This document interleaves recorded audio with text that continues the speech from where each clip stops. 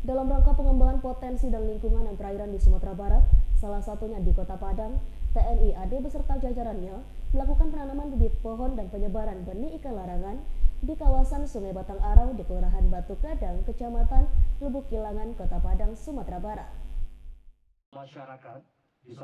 Dalam kegiatan tersebut dihadiri langsung oleh Komandan 032 Wirabraja, Brigjen TNI Purmanto, dan Forkopimda Kota Padang beserta unsur tokoh masyarakat dan pemuda yang diberi nama TNI Angkatan Darat Manunggal Air dan Jemaat Bersih sebagai bentuk upaya pemulihan dan menjaga lingkungan dan perairan di kawasan lingkungan masyarakat.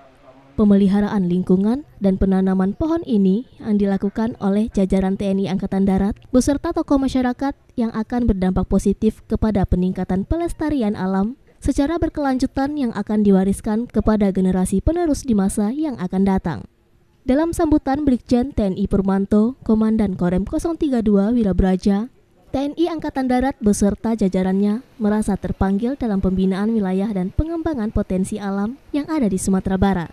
Salah satunya di Kota Padang yang menjadi perhatian untuk dapat dikembangkan secara swadaya yang melibatkan unsur tokoh masyarakat dan pemuda. 2000 lebih, kemarin baru dapat 1000, ternyata ini informasi sudah 100. Kita tidak melihat besar kecilnya yang kita lakukan, tetapi manfaat kita harus lakukan dari hal yang kecil yang lakukan.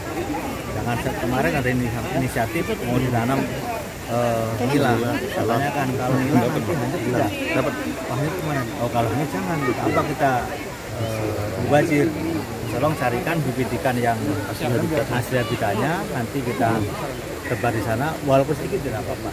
Nah, saya sudah tadi dengan Pak Asden juga selaku yang wakil Kota Padang berdiskusi, nanti kita petakan. Dari Padang, Sumatera Barat, Tim Liputan iNews melaporkan.